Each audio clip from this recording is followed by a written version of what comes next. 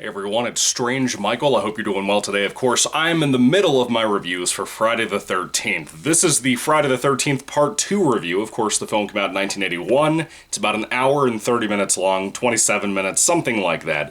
And I have it right here in this set of Part 1 and Part 2. Part 1 has an uncut version, which both versions to me, from what I remember, if I have seen them both, they're identical basically. Not much more gore from what I can tell. Anyway, Part 2 doesn't really have that. By the way, before I jump into my review, before I get ahead of myself, just in case you forgot, I'm doing a collab for these reviews with my boy Stranger Grayson, who I'm going to put his channel link down in my description section of my video to make sure that you check him out, because he's a good reviewer, he's a fun reviewer. So far, he's reviewed a couple of these. He's like a day ahead of me. He'll review Part 3, I'll review Part 2. That's just how it goes. But anyway, check out Stranger Grayson, really good friend of mine. Been a fan of his for a while from the Goosebumps community. Check him out, really cool guy. So, I agree with a lot of his points too when it comes to Friday the 13th Part 2. I think most people would agree that this film coming out a year after the previous movie in 1981 is such a massive improvement in so many ways over the flaws that Part 1 has. As I said in my review for Part 1, the older I've gotten, I've seen that movie so many times from when I was younger, the older I've gotten, the more that I've kind of fallen away from my fandom of that movie. I'm still a massive Friday the 13th fan, but that first movie's flaws just get bigger and bigger every time I watch it. Even if I do go back and every time I watch it, I find new little things I didn't notice before, But Part 2, on the other hand, I really don't think I saw this movie all the way through until I was probably 19, about 18, 19 years old. I had been graduated, I was working at Big Lots at the time, and I remember loving that. I remember really loving this film when I saw it for the first time, marathoning all of these back to back to back. When I grew up as a kid, the ones I would typically see over and over again, or rent over and over again, were movies like Part 1, Part 4, I think 6 was one of them, 5 I saw a couple of times, but I loved that one too. I know, very controversial opinion, but we'll get there when I talk about that particular movie in a few days. But Part 2 was one that I don't think I saw until I was an actual adult. And I'll tell you, I thought it was incredible. I thought it was such a massive improvement. It's actually, to me, when it comes to scary in the series, where we actually have suspense actually working and tension actually working, to me, this is the best of all of them. I think it is easily the most suspenseful, not the most scary. You could use that word if you wanted to, but I don't think I want to. But the suspense building in Friday the 13th Part 2 is incredible. Of course, I have to kind of ruin the first film just a little bit to talk about this movie. I'm going to try my best not to spoil it too much, but the big twist reveal at the end of the film. So if you haven't seen that film, for whatever reason you happen to be watching this, go away. Okay, you done? Are you gone? Betsy Palmer, Mrs. Voorhees, turned out to be the killer at the end of the first film. She was a character that came in out of nowhere at the end of the movie. And the urban legend that we focus on in that movie that's really focused upon here is that her son, Jason, had supposedly drowned, but at the end of the first film, he popped up out of the lake, he grabbed Alice, dumped her out in the water, out of her little boat, but the police and the sheriff and whatever claimed that they didn't see any kid out there. So it begs a lot of questions. How long has Jason been alive? Why has he not gone home yet? A lot of weird things like that. If he is real, if he wasn't just a ghost like he looked like in that movie with all the seaweed and junk all over him. I know it's not seaweed, it's a lake, but you know what I mean. All the dirt and the leaves and stuff. Was he a dead body? Was he a zombie? He looked like a zombie. What was wrong with the kid? Future films like Freddy vs. Jason tried to cover this, and they didn't get very far on what they tried to introduce. They probably were more insulting than anything. So... I can't believe I just said all that in my review. I'm going to keep it in. I'm going to keep it in because I don't edit. So, Jason is the killer this time around. He comes around, apparently he's like a full-grown adult now. And from what I understand, I could be wrong, but if you didn't pay attention, you wouldn't realize this film apparently takes place 5 years after the previous movie. So this is probably 1985 when this is taking place. And that's wild. I was thinking it wasn't, but I'm pretty sure that they had said in the film itself that this is now 5 years after the murders from the previous movie. I believe is what they said. They also tried to open up the camp again, a new group of people. They also named the camp something a little bit different, I believe, or it's a neighboring camp, something like that. Grayson said the name of the camp in his review, and I cannot for the life of me remember what it is. It's like Patanaka, something like that. Who cares? The camp is trying to be brought back. Jason happens to be around the premise, and he starts to go after all these people. Probably by the mother's voice in his head, if I had to bet. But anyway, he has the potato sack hat mask thing on now, before he got the hockey mask in the next film. Which I would agree is more iconic than the bag. But the bag I like a lot too. I think it's pretty eerie looking, just having that one hole for the one eye to see out. The behind the scenes stuff on this, if you haven't seen the film Crystal Lake Memories and heard the behind the scenes stories about this movie, you really should. Really cool stuff I really enjoyed listening to. And the beginning of this film is showing Jason go after Alice after the years of, trying to get over what she went through. And that's a prologue that's a little bit closer to that first movie, rather than the 5-year gap between that prologue and the rest of the film. Anyway, with that being said, though, this is pretty much Jason beginning his murder spree that he went on for like 11 more movies, or 10 more movies, something like that after this film. There's what, 12 of these? Yeah, there's 12 of these movies now. So, about 10 more movies, he did this kind of thing, just going on a rampage, killing everybody. And to me, I think the kills are not much more better than the first film, when it comes to this movie in particular. Even part 3, I don't think gets much better on that. I think a lot of them are just kind of generic throat slashes, stabbings. You have a couple of cool ones that are a little bit different, that are different compared to a lot of the slashers of their day in 1981. And that's cool. I like that a lot. I still don't think this one-ups like Halloween 2 or anything like that, which is a shame, but, it is what it is. But I will say this, I do think that this movie, and by the way, it's directed by Steve Miner, who did Halloween H2O, just in case you didn't know that, which he's an incredible director. I really like his directing here. That suspense building, to me, is not so much a writing thing or a musical thing, even more so. I would say it's pretty often to say that I would say it is the director that builds the suspense in this movie, and the editing helps with that too. Steve Miner's directing was really good here for the 1980s, and for a slasher movie with the kind of budget Friday the 13th had to work with what, Paramount, I think is who was putting these out at the time. It's great. I love it, and I think he improved on everything that Sean S. Cunningham could not do in the first film when it came to suspense building, to shooting the camp, whatever. But kind of with the same flaws I had with the first film, when it comes to characters and the writing of those characters, the writing isn't bad. It's mild at best. The characters themselves are not extremely well written. Friday the 13th has never been known for its characters at all, aside from Jason, aside from Pamela Voorhees, Jason's mom, Betsy Palmer.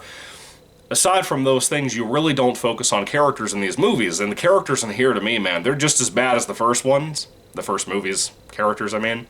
As in, like, I don't remember any of their names, aside from our main chick, Jenny, who I love. Jenny is one of the best female protagonists from any horror film, but especially from Friday the 13th. I love this chick. She is just tough, she's fun, I love watching her try to do her thing, even down to her broken-ass car that does, like, the Uncle Buck blowing up gunshot noises and stuff. I love it. I think she is so great. She's a fun protagonist, and I really enjoy just watching her deal with the camp scenario, watching her be the last counselor or whoever at the staff at the camp to show up, on the day they're supposed to be there. She's just a really cool chick, a very down-to-earth chick, and I like her a lot. And she's kind of like secretly dating the guy who's leading the entire camp, so that was kind of an interesting little side plot thing about them. How long have they known each other? We don't really know any of that. It's pretty interesting. But watching these camp counselors in prep, and the staff at this camp prep to try to get ready for the camp going, since it's summertime now. By the way, it feels very summer, not as much as the first film, but it has a nice little summer feel to it in case you like that kind of thing. Which again, to me, is the big draw for Friday the 13th movies. This really captures that in some respects too. Not always, but sometimes. It's more of a straight up horror film than it is a summertime slasher movie, if you will. But Jenny I really like. She has that boyfriend guy that's the secret boyfriend. I think his name is Paul or something. I really like him too. I think most of the performances in here are fine for what the writing gave them. One in particular is a better version of Shelley from the third film that I can't fucking stand. I hate Shelley in part 3 so much. I'm so frustrated I have to start watching that in a little bit after I finish up this review and upload it, because I fucking hate part 3. I'll be honest with you, but we'll get there. But part 2, part 2 for me, they have the one really goofy looking guy that to me he's a better version of Shelley. His jokes are funnier, his performance is better. I like that guy all around. And I'm surprised that in this film, not everybody gets killed. There's a lot of people who survive that are staff at this camp, which is surprising. It was kind of nice. I complained about the writing, as I said.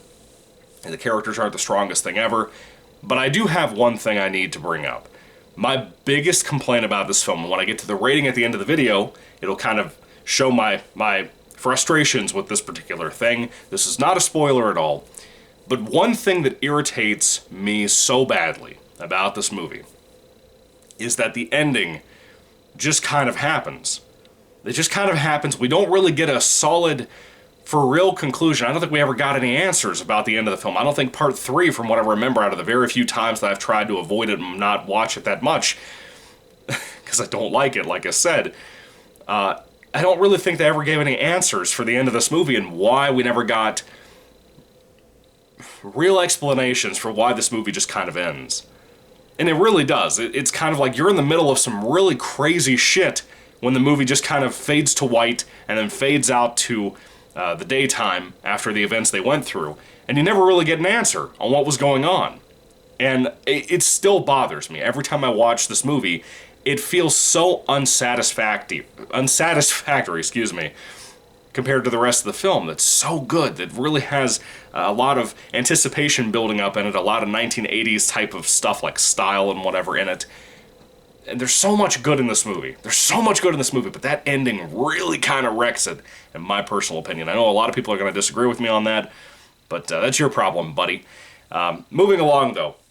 I already talked about the cinematography not being as good as part 1, but it's better directed, for the most part. The shots and camera angles are a lot more competent, in my personal opinion. The camera work, in general, is a lot more competent. It's not just like, over-the-shoulder camera types of stuff. It's not just having a camera zoom in or just being a still shot a lot of the time. A lot of this directing is actually having a moving camera sometimes, which was the first time we saw this in a Friday the 13th film, really, aside from over-the-shoulder camera stuff from POV shots in the first movie, which the POV shots came back for this, by the way, too, because sometimes you see things from Jason's perspective as he does things around the camp, hunting people, killing people. It's a fun movie. A lot of fun, as a matter of fact, which I think is why I think part 3 is so disappointing. Every time I watch it, I hate it more and more.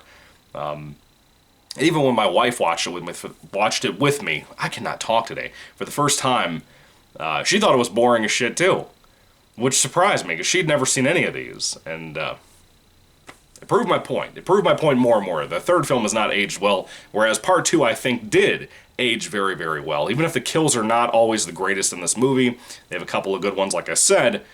Even if so many of them have not aged that well, even if it's not the best acted film ever, the best written film ever, or the best directed film ever for that matter, even in the series itself, it's still a good movie that's aged well and it's fun to watch.